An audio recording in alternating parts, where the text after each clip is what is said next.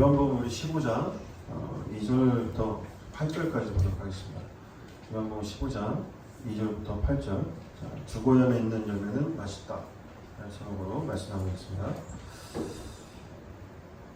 죽는 열매가 왜 맛있을까요, 여러분들? 그렇죠. 제가 읽겠습니다. 무릇 내게 붙어 있어 열매를 맺지 아니하는 가지는 아버지께서 그것을 제거해 버리시고, 무릇 열매를 맺는 가지는 더 열매를 맺게 하려 하여 그것을 깨끗하게 하시느니라. 너는 내가 일러준 말로 이미 깨끗하여졌으니 내 안에 거하라. 나도 너희 안에 거하리라. 가지가 포도나무에 붙어 있지 아니하면 스스로 열매를 맺을 수 없음 같이 너희도 내 안에 있지 아니하면 그러리라. 나는 포도나무요 너희는 가지라. 그가 내 안에 내가 그 안에 거하면 사람이 열매를 많이 맺느니 나를 떠나서는 너희가 아무것도 할 수 없습니다. 사람이 내 안에 거하지 아니하면 가지처럼 밖에 버려져 마르나니 사람들이 그것을 모아다가 불에 던져 사르느니라. 너희가 내 안에 거하고 내 말이 너희 안에 거하면 무엇이든지 원하는 대로 구하라. 그리하면 이루리라.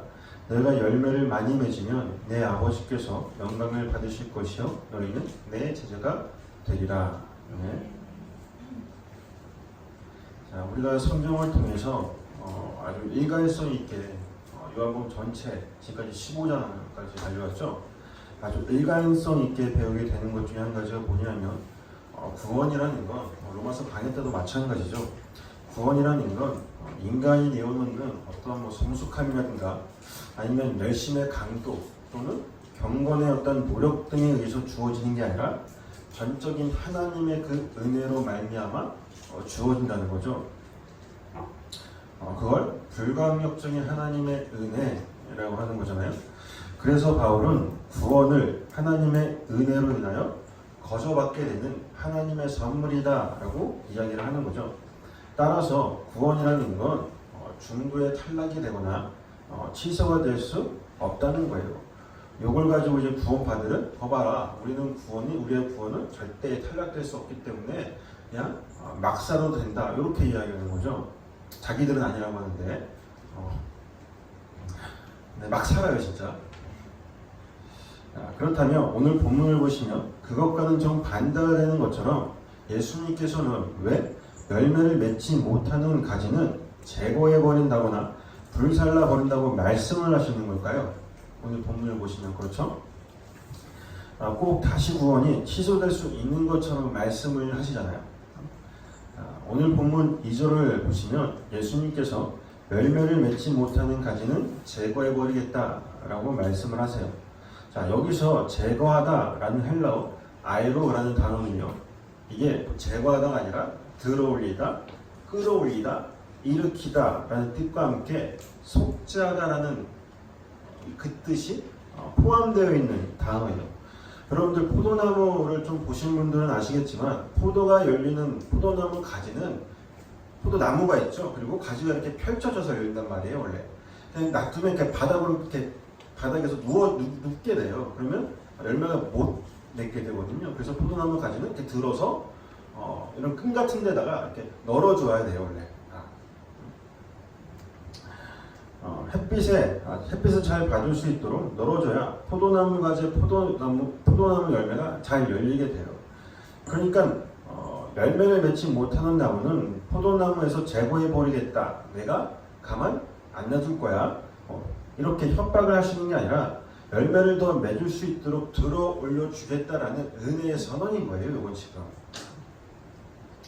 자, 본문 2절에 깨끗하게 하다라는 단어 카타리조 역시도 가지가 자라는데 방해하는 것들을 제거하는 걸 말하는 거지, 단순히 더럽게 된 걸 깨끗하게 만들겠다라는 말이 아니에요. 따라서 본문 2절은 포도나무 가지가 열매를 잘 맺을 수 있도록 하겠다라는 하나님의 그 약속을 말하는 거지, 열매 안 맺으면 내가 다 뽑아버릴 거야, 다 불살라 버릴 거야, 이렇게 협박을 하시는 게 아니란 말입니다. 절대. 자, 생각해 보세요. 정말 인간의 행동에 의해서 하나님의 그 뜻이 결정이 되고 구원이라는 것이 주어지는 것이라면 그건 하나님의 그 은혜로 주어지는 게 아니라 그러니까 거저 주어지는 선물이 아니라 우리가 한 행함에 의해서 가격이 결정되는 대가일 뿐이죠. 맞죠? 그건 은혜라고 하는 게 아니라 그냥 거래라고 하는 거예요. 내가 한 행동으로 인해서 구원이라는 걸 받게 되면 그건 거래잖아요. 우리가 서로 하나님도 한쪽, 나도 한쪽 내놓는. 다시 한번 말씀드리지만 은혜라는 건 값없이 주어지는 걸 내가 뭘 한다고 해서 주어지거나 취소되는 게 아니라 그냥 내가 뭘 하든 하지 않든 간에 값없이 주어지는 걸 은혜라고 하는 거예요. 그러니까 어떤 대가가 필요한 게 아니라는 것입니다. 만약 하나님이 우리가 생각하는 그런 인과응보의 하나님이 맞다면 은혜와는 완전히 모순이 되는 거란 말입니다. 따라서 구원이라는 건 인간의 어떤 행함과는 전혀 상관없이 주어지는 걸 구원이라고 하는 거지. 원인이 있고 원인에 상응하는 어떤 결과로 주어지는 게 결코 아니라는 거예요. 그럼에도 우리는 나의 모습들을 보면서 여러분 스스로의 모습들을 보면서도 불안하죠, 여러분들. 매일매일. 나 진짜 이러고 살아도 되나 싶기도 하고 나 그냥 이렇게 남들처럼 평범하게 살아도 되나 싶기도 하죠. 뭔가를 꼭 해야 할 것 같잖아요, 여러분들. 그런데 그건 오히려 여러분들이 그 은혜의 예수를 못 믿겠다라는 반증이기도 한 거예요. 그게. 그건 열정이 아닙니다. 그러니까 절대 착각하시면 안 돼요, 여러분들. 그렇다고 해서 그러면 아무것도 안 해도 되겠네? 구원파처럼 그냥 막 살아도 되겠네? 그런 말을 제가 하는 걸까요? 아닙니다. 그런 말을 하는 게 아니에요. 하세요. 좀 더 많이 좀 제발. 제가 늘 말씀드리는 거지만 좀 하세요. 안 해서 문제예요, 우리는 항상. 하는데 그건 내가 불안하고 두려워서 하는 게 아니라는 걸 말하고 싶은 거예요, 저는. 거기서 겉발이 되는 하나님을 향한 열심은 나라는 존재가 중도에 탈락이 될까봐 하나님께 인정받지 못할까봐 그런 거죠. 여러 선교단체들이 그런 걸 가지고 천명들을 다 협박하는 거 아닙니까? 야, 너 자꾸 그렇게 살면 하나님께서 네 구원 취소시킬 수도 있어. 너 구원 못 받을 수도 있어. 그만큼에 대한 하나님이 십자가로 죽으셨으니까 우리도 그만큼에 대한 하나님께 드려야 되는 거 아니야? 이런 걸로 다 협박하잖아요. 그 하나님 믿는 게 아니라니까. 성경은 절대 그런 말을 하지 않아요. 그러니까 그런 것에 속으면 안 되는 것입니다. 그건 진짜 예수를 믿는 게 아니라 어떤 대가를 바라고 예수를 믿는 척 하는 거예요. 그러니까 힘들죠. 다들 그렇게 거기서. 예수를 믿는다는 건 뭔가를 바라고 믿는 게 아니에요. 그렇게 예수를 믿어버리다 나에게 아무런 대가도 주어지지 않는다고 하면 반드시 그런 사람은 예수를 발로 걷어차게 되어 있습니다. 자, 마태복음 16장 27절 한번 볼까요? 마태복음 16장 27절. 자, 인자가 아버지의 영광으로 그 천사들과 함께 오리니 그때에 각 사람이 행한 대로 갚으리라. 이 역시도 오늘 본문의 그 예수님의 말씀처럼 열매 맺지 않으면 내가 가만 안 둘 거야. 이런 것처럼 보이시죠, 여러분들? 그런데 이 구절은 예수님께서 제자들에게 당신의 죽음을 딱 말씀을 하시자 베드로가 예수님께 절대로 죽으면 안 됩니다 라고 막아섰다가 예수님의 그 질타를 받았던 장면에서 나오는 말씀인 거예요, 이게. 베드로가 왜 예수님의 죽음을 막아섰나요, 여러분들? 예수님을 사랑해서일까요? 아니면 예수님을 불쌍해서일까요? 아닙니다. 여러분들이 잘 아시는 것처럼 베드로의 인생은 십자가 전으로 극명하게 갈리죠. 그렇죠? 베드로에게 있어서 십자가 전의 예수는 그저 자신의 가치를 높이고 그리고 야망을 성취시켜줘야 하는 예수였단 말이에요. 베드로에게서 십자가 전의 그 예수는. 그런데 자신의 가치와 꿈을 이뤄주는 그 예수가 죽으면 자신의 유익과 만족만을 위해서 쫓아다녔던 그동안의 그 시간과 노력들이 전부 헛것이 되잖아요. 그렇기 때문에 예수는 절대 죽으면 안 되는 거예요. 베드로에게 있어서. 그래서 베드로가 자기의 목숨을 내걸고 막아섰던 거예요. 절대 당신은 죽으면 안 됩니다. 그런 베드로를 향해 예수님께서 어떻게 꾸짖으시죠? 마태복음 16장 23절 한번 보세요. 예수께서 돌이키시며 베드로에게 이르시되 사탄아 내 뒤로 물러가라. 너는 나를 넘어지게 하는 자로다. 내가 하나님의 일을 생각하지 아니하고 도리어 사람의 일을 생각하는도다 하시고, 보시면 하나님의 일과 사람의 일이 지금 등장을 하죠. 하나님의 일이란 뭐예요? 우리가 배웠던 것처럼 예수님의 그 죽음으로 말미암아 하나님의 백성들에게 주어지는 영생, 그게 하나님의 일이라는 거고, 사람의 일은 뭐냐면 예수님을 그저 자신의 소원과 비전, 그리고 야망, 나의 어떤 가치 향상, 자존심 축혀 세워주는 것, 이런 것 정도로 여겼던 민속 메시아 사상을 말하는 거예요. 그런 자를 가리켜 예수님이 지금 뭐라고 말씀하세요? 네가 사탄이다 라고 말씀하신단 말입니다. 따라서 성도가 행해야 하는 일이란 뭐냐면 이 땅에서 자신의 어떤 야망과 탐심을 위해서 하는 게 아니라 그러한 자기 확장을 위해서 그러한 자기 확장을 하나님 앞에 내려놓고 영생 곧 영원하신 그 예수 그리스도를 구하는 걸 말하는 거예요. 그건 다른 말로 이 역사 속에서의 성도의 죽음을 말하기도 한 거죠. 나의 죽음이란 말입니다. 그건 예수를 구한다는 것 자체가 나를 부인해야 가능한 것이기 때문에 그래요. 그래서 예수님께서 뒤이어 이런 말씀을 더 붙이시는 거죠. 자, 그 밑에 마태복음 16장 24절 한번 보세요. 이에 예수께서 제자들에게 이르시되 누구든지 나를 따라오려거든 자기를 부인하고 자기 십자가를 지고 나를 따를 것이니라. 누구든지 제 목숨을 구원하고자 하면 잃을 것이요 누구든지 나를 위하여 제 목숨을 잃으면 찾으리라. 자, 자신의 가치를 높이기 위해서, 자신의 소원 성취를 위해서 예수를 따라다녔던 그 베드로에게 나를 따르려거든 자기를 부인하고 자기 십자가를 져야 한다라고 예수님께서 말씀을 하세요. 그건 무슨 말이에요? 너도 나처럼 죽어야 된다라는 말씀이란 말입니다. 그런 뜻이에요. 이건 베드로의 자존심과 같이 챙기기를 완전히 박살이 내는 거예요, 지금. 왜 그런 거죠? 여전히 자신만을 믿고 의지하는 네가 너 스스로 예수를 나를 믿을 능력이 있냐는 거예요. 당연히 너에게는 그런 능력이 없기 때문에 자신은 예수를 믿을 만한 능력이 있다면서 자신의 그 가능성을 추구하는 넌 죽어야 한다라는 걸 가르쳐 주시는 거란 말입니다. 이게. 그리고 그러한 십자가에서의 죽음은 하나님의 택하신 백성이라면 반드시 필연적으로 따라오게 된다는 거예요. 왜냐하면 그 자리에서 성도는 자기만을 위해서 살려고 하는 그 욕망 속에서 바로 나와의 사투를 벌이면서 자신과의 어떤 사투를 벌이면서 나는 죽어 마땅한 자라는 그 사형 선고를 받게 되기 때문이에요. 그게 성도의 인생 속에서 경험하게 되는 자기 부인이고 자기 십자가를 지는 삶인 것입니다, 여러분들. 그리고 그건 이미 창세전 하나님의 그 언약 성취를 위해 미리 계획해 놓으신 일이라는 거예요.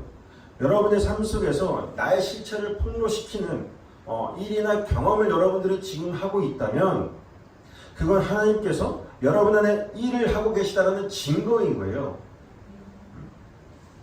그러니까 여러분들이 어떤 회사나 직장이나 학교나 내 인생 가운데 내 삶 가운데 지금 어려움과 아픔과 고통을 겪고 있다면 그거에 대해서 어떻게 해서 벗어나려고 하는 게 아니라 그냥 납작 엎드려서 하나님의 은혜에 감사해야 하는 게 맞는 거예요, 여러분들. 하나님이 아직도 그렇게 나를 위해 일하고 계시구나. 나를 그 당신의 십자가로 자기 죽음의 그 시간 속으로 나를 이끌려고 하는 거구나. 그걸 먼저 아시란 말입니다, 여러분들. 그리고 그 자리에서 더욱 예수만 붙들면 되는 거예요. 그런데 그러한 예수를 붙들려고 하는 그 시도마저도 어떻게 보면 내 결혼한 의지에서 나오는 것들이 아니라 창세전 하나님의 일하심의 그 결과물이라는 거예요. 왜냐하면 예수만 더 붙들려는 시도 자체가 이미 하나님의 그 은혜로 우리가 주님 안에 그리고 주님의 말씀이 내 안에 들어와 있다라는 증거이기 때문이에요, 여러분들. 주님이 내 안에 없으면 그리고 내가 주님 안에 거하지 않으면 그러한 열심조차도 우리는 안 내놓는 인간들이란 말이에요. 오늘 본문이 지금 이 이야기 하는 거예요. 계속해서. 자, 본문 3절을 보시면 예수님께서 내가 일러준 말로 이미 깨끗하여졌다 라고 말씀을 하시죠. 자, 예수님께서 이와 비슷한 말씀을 하신 적이 있어요. 자, 요한복음 13장 8절 한번 보세요. 자, 베드로가 이르되 내 발을 절대로 씻지 못하시리이다. 예수께서 대답하시되 내가 너를 씻어주지 아니하면 네가 나와 상관없느니라. 시몬 베드로가 이르되 주여 내 발뿐만 아니라 손과 머리도 씻어 주옵소서. 예수께서 이르시되 이미 목욕한 자는 발밖에 씻을 필요가 없느니라. 온몸이 깨끗하니라. 너희가 깨끗하나 다는 아니니라 하시니. 예수님이 내가 너의 발을 씻기지 않으면 넌 나와 아무런 상관이 없다라고 말씀하시자 놀란 베드로가 그럼 다 씻겨주세요 라고 하죠. 그때 예수님께서 이미 목욕했기 때문에 온몸이 깨끗하다라고 말씀을 하시는 거예요. 이건 창세전 예수 그리스도의 십자가로 인하여 이미 씻음을 받은 성도의 구원을 이야기하는 거예요. 그러니까 교회인 너희는 너희 스스로 어떤 몸을 깨끗하게 씻어서 거룩한 자가 되는 게 아니라 이미 예수의 그 은혜로 그 피로 말미암아 씻음을 받았기 때문에 다시 씻을 필요가 없다는 것입니다. 오늘 본문 3절 역시도 이와 같은 맥락인 거예요. 자, 내가 일러준 말로 깨끗하여졌다라는 건 말씀이신 예수의 공로로 인하여 창세 전에 이미 깨끗하게 된 걸 말하는 거예요. 그리고 그렇게 이미 깨끗하게 된 자들은 그가 내 안에 그리고 내가 그 안에 거하는 열매를 맺게 된다는 거죠. 그게 본문 5절이에요. 그건 내가 너희 안에 너희가 내 안에 있으면 그 상태에서 눈에 보이는 어떤 가시적인 열매들이 많이 맺히게 된다는 그런 말이 아니라 그냥 내가 너희 안에 그리고 너희가 내 안에라는 그 상태를 가리켜 그냥 열매라고 하는 거예요. 그게 많이 맺은 열매인 거지 우리가 내놓는 어떠한 인격의 변화나 성숙함 그리고 경건함, 선함 등 뭐 이런 것들을 말하는 게 아니에요, 여러분들. 그래서 많이 맺는 열매가 다 단수로 쓰여져 있어요. 그냥. 그렇다고 해서 그런 인격의 변화, 뭐 성숙함, 내 선함, 경건함의 어떤 노력들 이런 것들이 다 잘못되었다는 말은 아닙니다. 예수를 믿으면 여러분들 당연히 변해요. 왜 안 변합니까? 그런데 그게 신앙생활의 목적지는 아니라는 걸 말하는 거예요. 여러분들에게 높아심으로 제가 말씀을 드리면 내 안에 예수라는 그 생명을 가지고 있는 자는 당연히 삶의 어떤 변화가 나타나게 돼요. 예수를 믿는다고 하면서 여전히 안 변하고 있는 그 인간이 이상한 거예요, 여러분들. 내 안에 생명이 있는데 어떻게 여러분들 예전과 똑같은 삶을 살 수 있겠어요?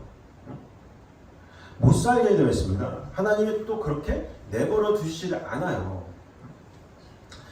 제가 알기 쉽게 한 가지 예를 들어서 설명을 한번 해드리도록 하겠습니다. 자, 여자가 자매들이 많은데 여자가 결혼을 하게 되면 아이를 가지게 되죠. 그건 다른 말로 내 안에 씨를 가졌다라는 말이기도 해요. 그러니까 내 안에 그 생명, 씨를 가지게 되면 많은 것들이 변하게 되죠. 아이를 가지기 전에는 모든 것들을 내가 하고 싶은 대로 하면서 살죠. 그렇죠? 내가 좋아하는 커피도 마음대로 마시고 그리고 사람들과 어울리면서 술도 마시고 또 여행도 가고 실컷 놀기도 하고 밤을 새기도 하면서 지내죠, 여러분들. 그런데 또 거기서 또 자신이 살찌는 것도 역담이 안 되죠, 여러분들. 그래서 어떻게 해서든지 간에 살을 빼려고 온갖 방법 등을 동원을 해요. 물론 실패할 때가 더 많은 건 제가 너무 잘 알고 있어요. 어쨌든 간에 그렇게 살다 여자가 이제 결혼을 하고 아이를 갖게 돼요. 그 안에 생명을 잉태하게 되는 거죠. 씨를 가지게 되는 것입니다. 그때부터 여자는 그 씨에 의해 그 생명에 의해 그 여자의 삶이 차압당하는 삶을 살게 돼요. 그때부터. 전에는 절대 먹지 않았던 음식이 먹고 싶기도 하고 전혀 관심이 없었던 아이 용품이나 어떤 교육에 대한 관심을 가지게 되기도 하죠. 그건 여자가 그렇게 하는 게 아니라 여자 안에 들어가 있는 그 생명, 그 씨에 의해 그렇게 그 여자가 조종이 되는 거예요. 뿐만 아니라 그가 좋아하던 커피나 술, 그리고 몸에 안 좋다는 음식들도 스스로 자제하게 되죠. 모든 것들이 내 위주가 아니라 내 안에 있는 생명, 아이 위주로 내 생활 습관이나 식습관, 패턴, 그리고 나의 행동들이 바뀌게 되는 거예요.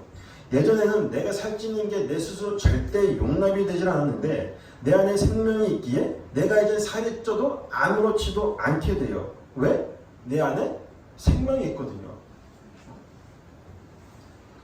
자기 안에 있는 그 생명이 그런 것들보다 더 소중하기 때문이에요. 성도는 이러한 삶의 변화가 반드시 있기 마련입니다. 아무런 변화가 없다면 그 안에 생명이 없는 자라는 증거이기도 한 거예요, 여러분들. 그냥 성경을, 말씀을, 그 로고스를 그냥 내 밖에 어떤 말씀으로 이해하여 그냥 절대 내 안에 레마가 되지 않고 큰 레마가 되지 않고 그냥 로고스, 그리고 레고가 되니까 레고라는 말이 뭐라 그랬어요, 여러분들? 착착착 쌓는다고 왔죠. 쌓는다는 말이 그 레고라는 말이잖아요. 그 말씀을 가지고 내 밖의 것으로 차곡차곡 쌓게 되는 거예요. 뭘로? 지식으로. 그러니까 절대 변화가 없죠, 그 인간들. 그게 아니라니까요. 말씀을 여러분들 배운다라는 건, 복음이라는 걸 삶으로 살아내는 거라고 몇 번 말씀드려요, 제가. 물론 단변에 변할 수 있는 건 아닙니다. 그러나 점차 시간이 지나 내가 생명을 잉태하게 되고 내 배가 불러오게 되면서 내 안에 생명이 있다는 것이 점점 인식하게 되잖아요. 그러면 거기서도 조심하게 되죠. 성도는 그렇게 자신의 삶 속에서 십자가를 실체적으로 살아가게 되는 자들이라는 걸 절대 잊으면 안 되는 거예요, 여러분들은. 그게 뭐냐고요, 도대체. 복음 안다면서, 진리 안다면서요. 예전과 같은 삶은 또 돌아간다고요. 성도는 반드시 변하게 되어 있어요. 그러니까 내가 해야지가 아니라 그렇게 당연한 반응이 나에게 진리를 알면, 복음을 알면 나타나게 되어 있습니다.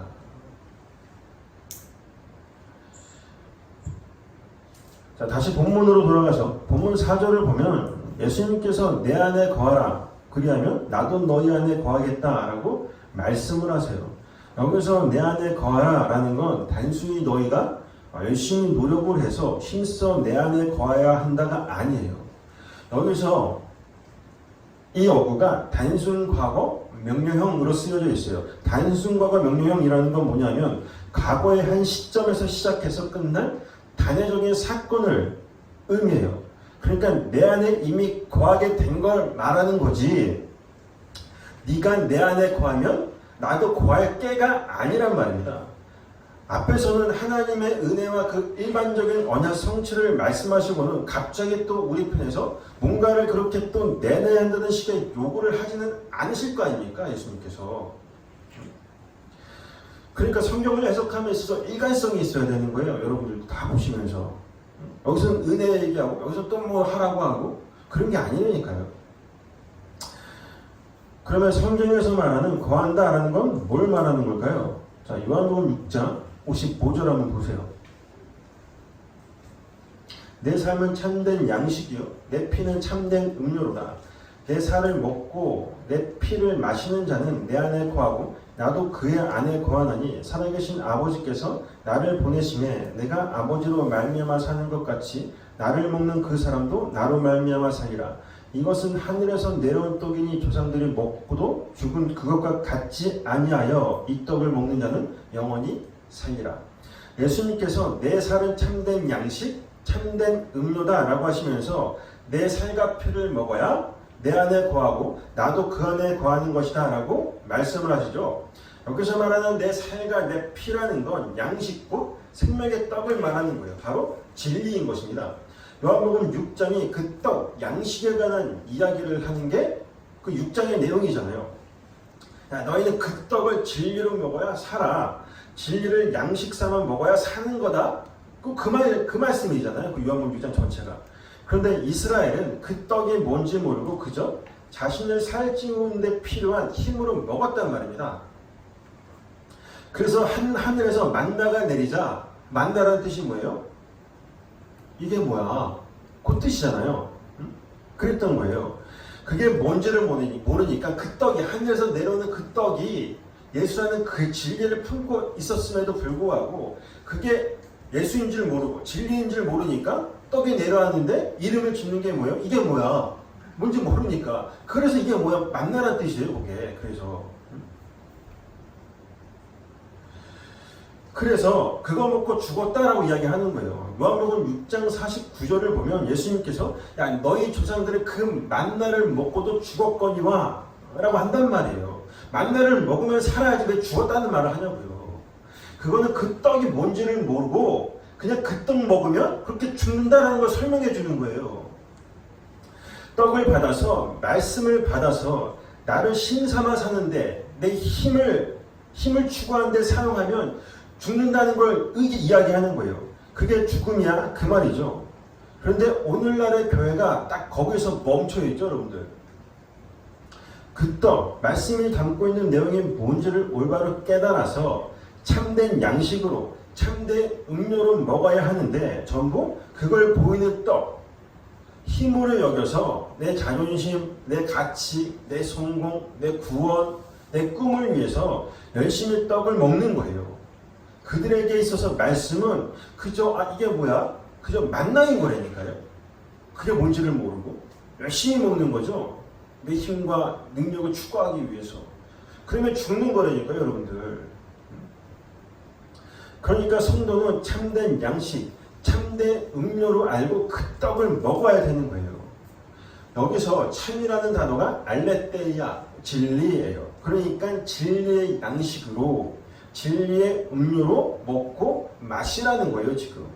그렇게 말씀을 진리로 내 생명으로 먹고 마시면 그게 내가 너 안에, 네가 내 안에 있는 거야 라고 말씀하시는 거예요. 그게 사는 거다. 그 이야기하는 거예요. 성도는 반드시 그 말씀을 자신의 생명으로 여겨서 먹고 마시는 일을 하게 되어 있더라는 것입니다.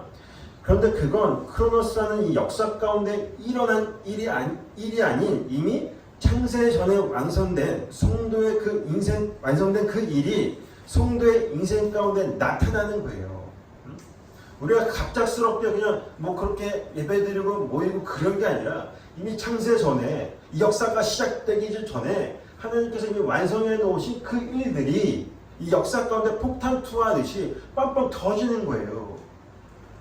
여러분들 다 그런 경험을 해보셨잖아요. 그렇죠? 여러분들이 의지로 주님 만났어요?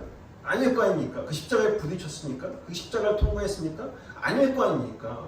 그럼 그게 은혜란 말이에요. 하나님께서 창세전에 이미 완성해 놓으신 그 일이 내 인생 가운데 일어나는 거예요.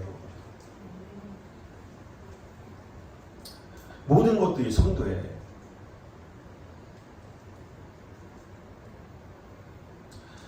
그러한 나타남은 내가 떡이라고 생각하며 먹고 마셨던 나의 종교적 열심과 수고, 그리고 자기 유익과 만족만을 위해서 그저 예수를 내 가치 향상을 위해 믿었던 그 모든 것들을 부숴내는 자기 부인이라는 성령의 그 행함으로 나타난다는 거예요. 그게 말씀을 먹고 마시는 것이고 그게 오늘 본문 4절에 거한다라는 내용인 거예요. 여기까지 이해가시죠, 여러분들? 창세전 하나님의 택함을 받은 성도는 반드시 그런 자기 부인의 자리에서 하나님은 이런 분이구나, 하나님의 그 사랑은 이런 것이구나를 깨달아 알게 돼요. 하나님의 사랑은 이런 것이구나를 알게 된다는 건 뭐냐면 우리가 생각하는 서로 주고받는 어떤 감정적인 사랑을 말하는 게 아니라 하나님이 행하시는 모든 것 있죠. 그게 우리가 볼 때에는 어떤 거는 선하게 보일 때도 있고 어떻게 볼 땐 나에게 악한 것처럼 보일 때도 있지만 결국 그 모든 일은 나를 그 예수와 함께 십자가에 매달아 버리셔서 나를 구원해 내시는 하나님의 사랑에서 비롯되었다라는 걸 깨닫는 걸 이야기하는 거예요. 하나님의 사랑을 안다라는 거 그걸 이야기하는 거니까요. 모든 건 다 이 역사 가운데 일하는 그 모든 건 그게 내 눈으로 볼 때는 선하든 악하든 좋든 싫든 기쁘든 슬프든 내가 볼 때 그것과는 전혀 상관없이 이건 하나님의 사랑이구나를 아는 거, 그걸 하나님 사랑이라고 하는 거예요. 자, 요한일서 4장 16절 보세요. 하나님이 우리를 사랑하시는 사랑을 우리가 알고 믿었노니 하나님은 사랑이시라. 사랑 안에 거하는 자는 하나님 안에 거하고 하나님도 그의 안에 거하시느니라.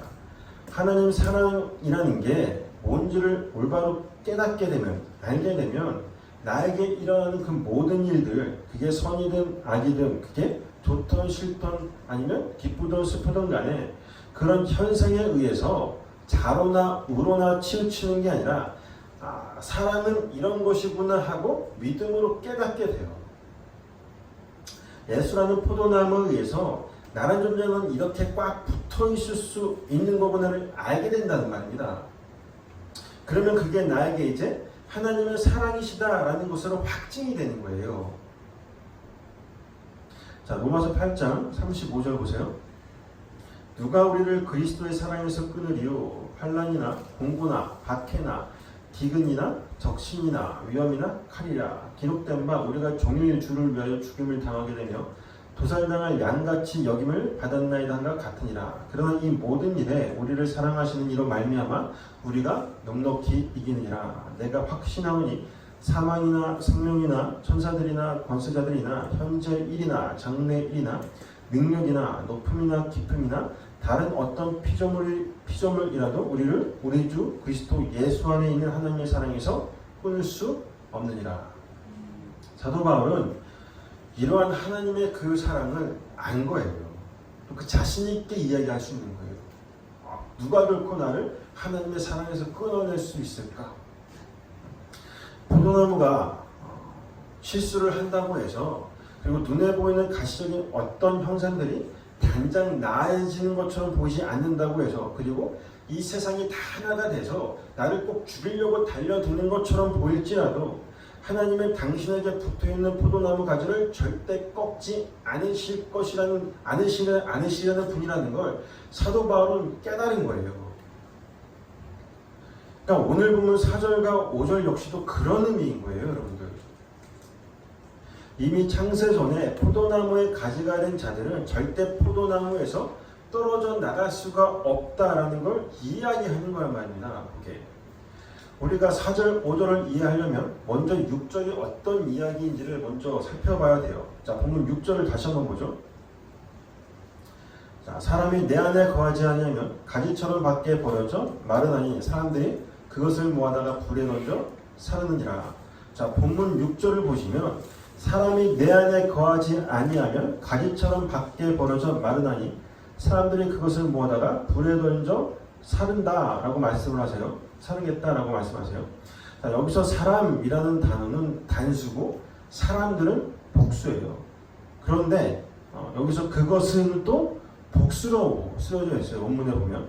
그러니까 내 안에 거하지 아니하는 사람과 밖에 버려져 불에 던지는 그것은 같은 것이 아니라는 거예요.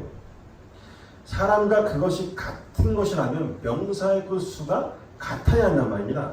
그러면 여기서 말하는 밖에 버려져 불에 던져지는 그것은 뭘 말하는 걸까요? 바로 포도나무에 붙어있지 못하도록 하는 어떤 상태를 말하는 거예요.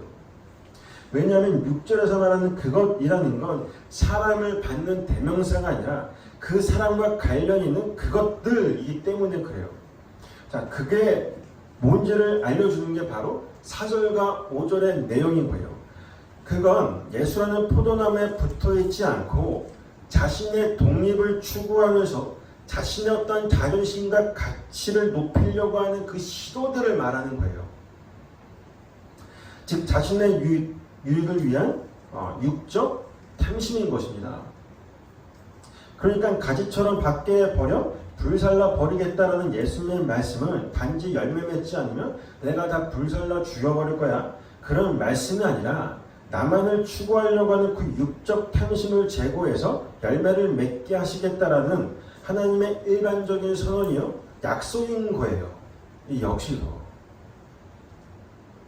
그러면 포도나무에 의해서 포도나무 가지가 맺게 되는 열매는 뭘 말하는 걸까요?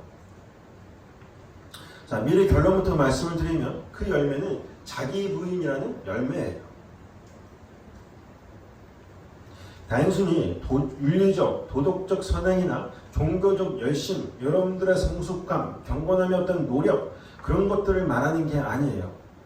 만약 그런 것이 열매라면 예수님께서 바리새인들에게 이 독사의 새끼들아 라고 말씀을 하시면 안 되는 거죠. 바리새인들이 얼마나 착하게 살았어요, 여러분들. 율법도 지켜가면서 소외된 자들을 돕고 누구보다도 선행을 베풀었던 게 바리새인들이에요, 여러분들. 그 바리새인들 욕할 거 없어요. 여러분들보다 더 나은 사람들이었어요. 그들의 행동들을 보면. 누가 봐도 흠잡을 거 없는 삶을 살았단 말입니다, 그들은. 그러니까 예수님이 말씀하시는 열매는 그런 열매가 아니라는 거예요.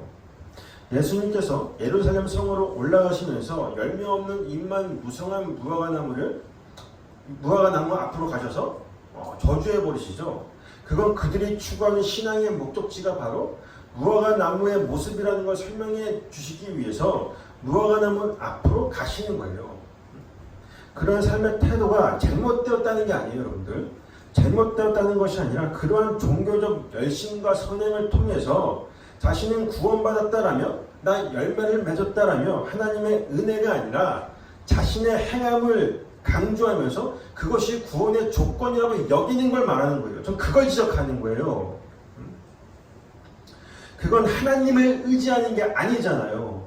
하나님을 의지하는 게 아니라 나의 자격됨을 의지하는 거예요. 나의 나됨을 강조하여 하나님 나 좀 구원해 주세요 라는 그 고백을 하는 거라니까요. 그게 마귀고 사탄이에요, 여러분들. 바리새인들이고. 그러한 존재들은 그러한 자들은 절대 열매를 못 맺게 되어 있어요. 그러니까 포도나무 가지도 아닌 거죠. 그것들은. 또 그렇게 가르치는 인간들은 뭐예요? 그럼 교회에서. 그러면 위에서 말씀드렸던 것처럼 포도나무 가지에 열리는 그 십자가라는 자기 부인의 열매는 어떻게 맺어지게 되는 걸까요? 자, 창세기 49장 9절 한번 보세요. 유다는 사자 새끼로다. 내 아들아, 너는 움킨 것을 찢고 올라갔도다. 그가 엎드리고 웅크림이 수사자 같고 암사자 같으니 누가 그를 범할 수 있으랴. 그가 유다를 떠나지 아니하며 통치자의 지팡이가 그 발 사이에서 떠나지 아니하기를 실로가 오시기까지 이르리니 그의 모든 백성이 복종하리로다. 여기서 말하는 실로는 메시아예요. 예수 그리스도죠. 그의 나귀를 포도나무에 매며 그의 암나귀 새끼를 아름다운 포도나무에 맬 것이며 또 그 옷을 포도주에 빨며 그의 복장을 포도즙에 빨리로다. 이 이야기는 지난 시간에 봤었는데 포도나무이신 예수님이 인간으로 대표가 되는 암나귀 위에 매임으로 그건 그리스도와 교회의 연합을 그림으로 보여주는 거거든요. 이게 바로 십자가죠. 그러니까 예수님께서 십자가를 지시고 신부인 교회, 즉 암나귀 새끼가 포도나무에 묶여서 그 포도나무가 열매를 맺게 되는 그림인 거예요. 이건 지금. 그런데 그 매임에서 나오는 열매는 하나님의 전쟁에 참여함으로 나오게 되는 열매를 가리키는 거예요. 11절에 보시면 메다라고 번역이 된 히브리어 이 아사르라는 이 단어는 묶이다, 속박하다, 전쟁에 참여하다라는 뜻의 단어예요. 그러니까 예수님의 전쟁에 암나귀 새끼인 교회가 함께 묶여서 포도나무로 그 전쟁에 포도나무 가지로 참여하게 되고 그 전쟁의 결과로 열매가 맺어지게 되는 거예요. 물론 그 전쟁은 죄와 세상과의 전쟁을 말하는 게 맞아요. 그런데 그 죄와 세상은 여러분들이 생각하는 이 세상을 말하는 게 아니라 그 세상은 다른 곳에 있는 게 아니라 내 안에 가득 메우고 있단 말입니다. 여러분들 안이 내가 바로 세상이에요. 그러니까 보는 이 세상은 내가 갖고 있는 그 욕망이 이렇게 발출되어서 튀어나온 것들에 불과한 것들입니다. 그러니까 세상을 욕할 게 아니에요. 저 세상이 그렇게 더러워 보이고 추악해 보이고 악해 보이는 그 세상이 다른 곳에 있는 게 아니라 내 안에 있구나를 먼저 알라고 이 세상이 그렇게 존재하는 것들이라니까요, 여러분들. 여러분들이 그 세상이고 그 세상이 나란 말입니다. 엄밀히 따지면.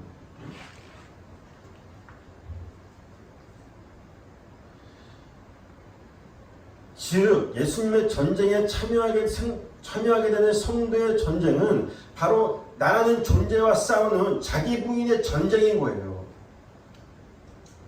그걸 잘 보여주는 그림이 하나님의 백성인 이스라엘이 가나안을 정복하면서 가나안에 살고 있던 이방신을 섬기던 7 족속을 하나 둘씩 정복해가는 장면인 거예요. 7 족속은 그냥 7 귀신 들린 자들을 이야기하는 거예요. 그게 공간복음에서 나오잖아요. 똑같이 복음서에서도 그 이야기 하는 거니까요. 그건 곧 나라는 우상을 섬기며 살고 있는 그 나를 정복해 나가시는 하나님의 공의를 보여주는 거예요. 요한계시록 19장에서도 마찬가지로 백마를 타고 철창을 들고 온 예수는 나를 장식하고 있는, 나를 신삼아 살고 있는 그 나를 죽이기 위해 치고 들어오는 걸 보여주는 거예요. 그게 포도나무에 묶인 성도가 맺는 열매, 곧 자기 부인이라는 열매인 것입니다. 그리고 그런 자기 부인의 열매로 인하여 자기가 부인이 되고 또 완전히 비워지면 그 자리에 예수가 가득 채워져서 완전한 열매가 맺혀지게 되는 거예요. 그게 열매인 거지 내가 착한 일 해서 상 받는 게 열매가 아니란 말입니다. 절대. 그리고 그러한 자기 부인의 열매는 누구에 의해서 맺히게 되는 거다? 바로 포도나무이신 예수에 의해서 맺혀지게 되는 열매인 거예요. 그래서 오늘 본문 4절과 5절에 너희가 나를 떠나서 무엇을 할 수 있겠니? 라고 말씀을 하시는 거예요. 예수님께서. 그건 다른 말로 너희는 나를 떠나서는 절대 그 생명을 얻을 수 없기 때문에 나는 반드시 너희에게 생명을 주기 위해 너희의 그러한 육적 탐심을 불살라서 생명을 얻게 할 거야. 너를 반드시 죽여서 내 생명을 받게 할 거야. 너 자신만을 의지하는 너는 반드시 십자가에 매달아 죽어서 나만 의지하는 그 백성으로 만들어낼 거야 라는 하나님의 약속을 말하는 거예요. 그거 역시도 또 그러면 오늘 본문 7절은 흔히들 이야기하는 것처럼 야 네가 뭐든지 구하면 열심히 구하면 내가 다 들어줄게 그런 의미겠어요 여러분들? 아닐 거 아니니까 그런 이야기. 자, 예수님께서 오늘 본문 7절과 동일한 말씀을 하신 적이 있죠. 요한복음 14장 12절 보세요. 내가 진실로 진실로 너에게 이르노니 나를 믿는 자는 내가 하는 일을 그도 할 것이요 또한 그보다 큰 일도 하리니 이는 내가 아버지께로 갑니다. 너희가 내 이름으로 무엇을 구하든지 내가 행하리니 이는 아버지로 하여금 아들로 말미암아 영광을 받으시게 하려니라. 내 이름으로 무엇인지 내게 구하면 내가 행하리라. 자, 우리가 얼마 전에 배운 내용들이죠. 14장이니까. 자, 여기서 내 이름으로 무엇인지 구하면 내가 다 행할 것이다 라는 예수님의 말씀은 성도가 예수의 이름으로 구하는 모든 것은 결국 자기 부인이라는 십자가로 향하게 만드는 그 일이 된다는 거예요. 그게 뭐든지 구하는 거예요. 뭐든지 구하면 네가 뭘 구하든 간에 네가 좋은 것, 네가 원하는 것, 네가 싫어하는 것을 구하든 간에 그 모든 것들은 결국 창세전 하나님께서 완성해 놓으신 그 바로 자기 보이는 이 역사 가운데 경험하게 하셔서 끌고 가는 그 일이 될 거야. 그러니까 내가 그거 다 들어줄게. 그 말씀하시는 거라니까요. 그리고 그게 12절에 나를 믿는 자보다 그보다 더 큰 일도 할 것이다 라는 그 말씀이었잖아요. 뭐 신기한 기적 행하 뭐 능력 엊그저께 어떤 목사가 전화 와서 야 이거 이런 내용 아니냐 이렇게 물어보는데 신기한 일 하는 거 아니야 이렇게 얘기하는데 그게 아니라 예수님께서 하셨던 그 십자가라는 그 삶, 그 자기 부인 그건 너도 똑같이 하게 될 거야. 그만 하는 거라니까요. 그러니까 성경을 문맥에 맞게 봐야 돼요. 그럼 어리석은 이야기가 세상에 어디 있어요. 이거 보면 안 되는데. 그러면 그게 안뜰로 인하여 아버지가 영광을 받는 거야. 그 이야기 하는 거예요. 자, 요한복음 13장 31절 보세요. 그가 나간 후에 예수께서 이르시되 지금 인자가 영광을 받았고 하나님도 인자로 말미암아 영광을 받으셨도다. 여기서 말하는 그는 바로 가룟 유다를 이야기하는 거죠. 가룟 유다가 나간 뒤에 한 일이 뭐예요, 여러분들? 예수를 팔았죠. 예수를 십자가에 매다는 일이었어요. 그런데 그걸 뭐라 그래요? 지금 영광이다 라고 하잖아요. 자, 요한복음 12장 23절 한번 보세요. 예수께서 대답하여 이르시되 인자가 뭐라 그래요? 영광을 얻을 때가 왔도다. 내가 진실로 진실로 너에게 이르노니 한 알에 미리 땅에 떨어져 죽지 아니하면 한 알 그대로 있고 죽으면 많은 열매를 맺느니라. 보세요. 예수님께서 십자가에 죽는 게 바로 영광인 거예요. 독사란 말입니다. 그러니까 우리가 생각하는 내가 이런 일 했어요. 저런 일 했어요. 하나님께 이만큼 했어요. 내가 이렇게 상 받았어요. 요 따위 걸 그냥 영광이라고 하는 게 아니라 성경에서는 내가 그 자기 부인한 십자가가 내 삶 가운데서 일어나면 그게 하늘에서 이미 완성된 하나님의 뜻이었기 때문에 의지였기 때문에 그 일이 내 안에서 일어나게 되면 그게 영광이지 그 말이에요. 그 말인 것입니다. 여러분들. 왜 그런 거예요? 그렇게 죽어야 이 땅에서 교회가 탄생이 되기 때문이에요. 그것이 하나님께서 창세 전에 이미 계획하신 일이란 말입니다. 따라서 오늘 본문 7절 역시도 네가 기도하면 뭐든지 다 들어줄게 그런 말이 아니라 너희가 내 안에 거하고 그리고 내가 너희 안에 거하면 네 인생 전체를 통해서 십자가로 네가 부인되는 그 자리를 끌고 가 당신의 그 생명을 채워 넣으시겠다라는 하나님의 약속인 거예요. 자, 여기까지 이해 가시죠, 여러분들? 그러면 이제 본문 8절은 아주 쉽게 풀리죠. 너희가 이 역사 가운데에서 자기 부인이라는 열매를 맺으면 내 아버지께서 영광을 받는 것이다 라고 말씀하시는 거예요, 지금. 그러니까 하나님의 영광이라는 걸 다른 걸 말하는 게 아니라 이 역사 가운데 여러분의 인생 가운데서 창세전 하나님의 일하심이 나타나는 걸 말하는 거예요. 따라서 하나님께서 우리에게 요구하시는 열매는 나의 댐댐이나 나의 자격됨이나 나의 어떤 성공 가도를 달리는 거나 아니면 나의 성숙함이나 나의 경건함의 어떤 모습 등이 아니라 자기 부인이라는 십자가를 통하여 나는 죽고 다른 말로 우리가 로마서 강의 때 배웠죠. 나라는 존재는 없음이 되고 원래 없음인데 그 없음이라는 걸 인정하는 그 자리로 내몰리게 되어 그 안에서 그 자리에서 입승이신 존재가 대신 예수만이 꽉 차게 되는 열매가 맺어지게 된다라는 말이에요. 갈라디아서 5장 22절을 한번 볼까요? 오직 성령의 열매는 사랑과 희락과 화평과 오래 참음과 자비와 양선과 충성과 온유와 절제니 이 같은 것을 금지할 법이 없느니라. 그리스도 예수의 사람들은 육체와 함께 그 정욕과 탐심을 십자가에 못 박았느니라. 우리가 갈라디아서 강의 때 배우고 있는 내용이죠. 성령의 열매라는 건 하나님께서 맺으시는 열매라는 거예요. 우리가 뭘 열심히 해서 맺는 게 아니라니까요. 성령이 주체가 돼서 맺게 하는 열매잖아요. 지금 보면. 그렇죠? 그렇게 성령이 맺는 열매가 뭐라 그래요? 사랑, 희락, 화평, 오래 참음, 자비, 양선, 충성, 온유, 절제라고 해요. 그런데 이건 우리가 생각하는 외부적으로 나타나는 평생적으로 나타나는 어떤 사랑, 희락, 화평, 자비, 충성, 열심히 충성하는 거 그런 걸 이야기하는 게 아니에요. 그런 건 세상에서도 얼마든지 내어놓을 수 있는 것들이잖아요. 세상 사람들도. 지금 그런 거 이야기하겠냐고요. 성령의 열매 이야기하면서. 이런 건 오히려 절에 가면 더 열심히 잘 배울 수 있어요. 정말 사랑하게 되고 절제하게 되고 템포스타임만 해보세요. 말도 안 하게 돼요. 여러분들. 실수가 없네? 죄가 없어져요. 이렇게들.